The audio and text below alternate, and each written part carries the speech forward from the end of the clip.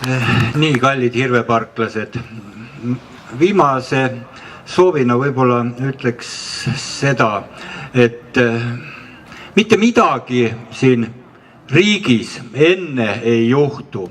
Kui selle riigi kodanikud hakkavad tõesti käituma kodanikena, mitte orirahvana või kes on lummatud mingist ükskõiksusest ja mõtlevad, et kõik iseenesest muutub. Ei muutu.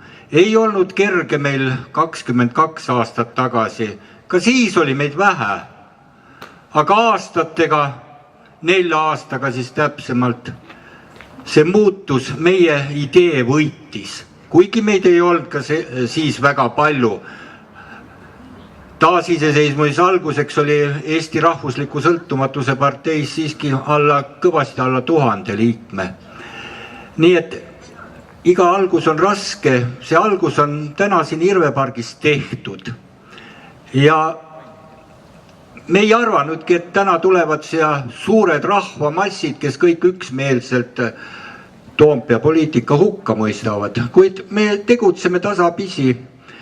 Informatsiooni meie tegevusest saate internetisaidilt siis nüüd juba mitte natsionaalsotsialist, kuhu me pidime ta lihtsalt panema teatud põhjustel, kuna meil ei olnud võimalik teda mujal avada ja mitte paljud, ütleme nüüd konkreetselt interneti inimesed, kui kuuldes minu nime, jooksid väljakäiku kohe.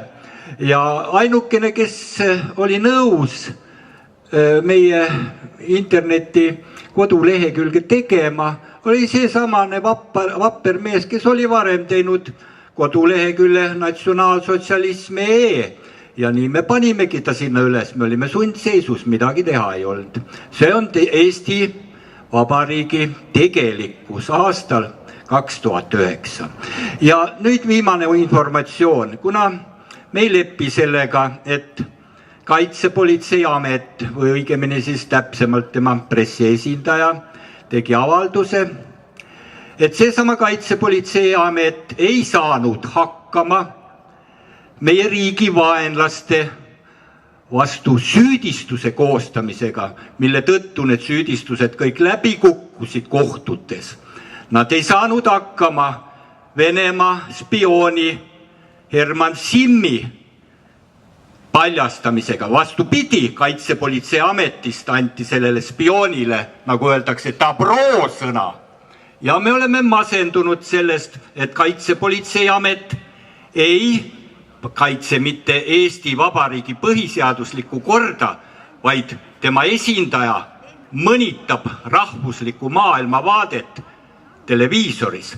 Seetõttu me kavatseme teisipäeval 25. augustil algusega kell 12 1 tunni piketeerida Kaitsepolitsei maja ees Toompuiestee 3.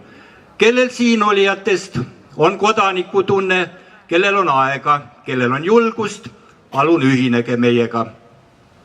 Ja nüüd 10 minuti pärast läheme me panema pärga meie vabaduse eest võidelnutele, kes soovib, võib meiega kaasa tulla. Tänan, et te siia tulite. 2 sõna veel Kalju-Mätikule. Ärge nüüd arvake, et ma kaheni lugeda ei oska, ma ütlen siiski natuke rohkem kui 2 sõna. Meid arreteeriti 5 meest ja 2 meest, kes ei andnud mingeid tunnistusi, saadeti Moskvasse psühhiaatrisse haiglasse uurimisele, sest KGB-s öeldi, et kui te mingeid tunnistusi ei anna, siis tekib kahtlus, et te pole normaalne. Üks neist oli Sergei Soldatov, kes on pärit Ida-Virumaalt ja teine olin mina. Ja seal siis tunnistati ikka mõlemad normaalseks ja saadeti tagasi. Ja kui mõni inimene igal pool näeb, et Eestis on fašism, siis oleks tõesti tarvis nendele inimestele psühhiaatriline ekspertiis teha. Nii, tänan, et te siia tulite, vaprad inimesed. Me jätkame võitlust.